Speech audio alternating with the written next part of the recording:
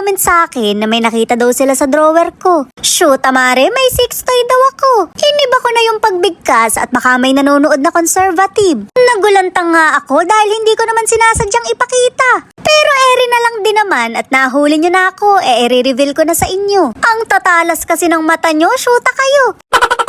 Ide-demo ko na rin sa inyo kung paano gamitin to. Pangmukha kasi to, pangmasahe. Kailangan kong gumamit nito dahil gagaplato yung mukha ko. Ang dudumi kasi ng isip nyo para sa mukha to, hindi sa kifi. Meron pa nga silang nakita na kulay pink naman daw. Eri kasi yun mare, pantanggal ng himulmol. Kahit anong isip ko naman, paano magagamit sa kifi to? Nakakita lang kayo ng dulo, pinag-isipan nyo na ng masama. Tama nga naman si pare, kakapanood nyo ng bold yan. Ipagyayabang ko na rin sa inyo yung binili ng sugar daddy ko. Pagka tiningnan mo, mukhang mamahaling case. Pero kapag binasa mo, guik ang nakasulat. Shoot, amare, na iba na pala spelling ng Gucci ngayon. Naging blurred lang ako pero nasa FB pa rin kayo. Baka ang akala nyo na naman nasa ibang site kayo. Hahalongkatin ko na lahat at baka isipin nyo may tinatago ako. Linawan nyo yung mga mata nyo at pang jumping rope to. Meron pa nga rin ni Mare mas malaki. Pagka itong payong ang ginamit mo, pwede ka nang sumali sa paluwagan.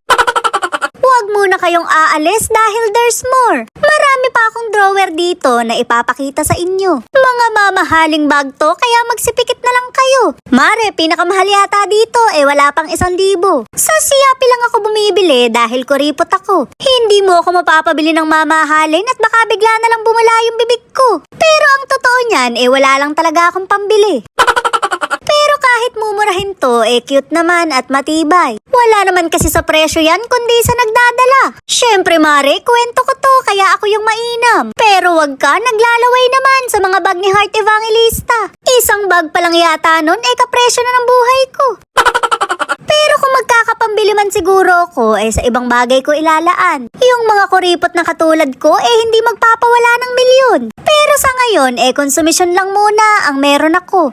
At least, mare, magkatunog. Meron nga akong nakita dito, pero ipapakita ko pa rin sa inyo. Mukhang kaduda-duda, Chinese pa yung nakasulat. Mabuti na lang mare at pabango lang pala sa bahay to. Buong akala ko pa naman, pampadulas to. Grasa kasi yun para sa motor.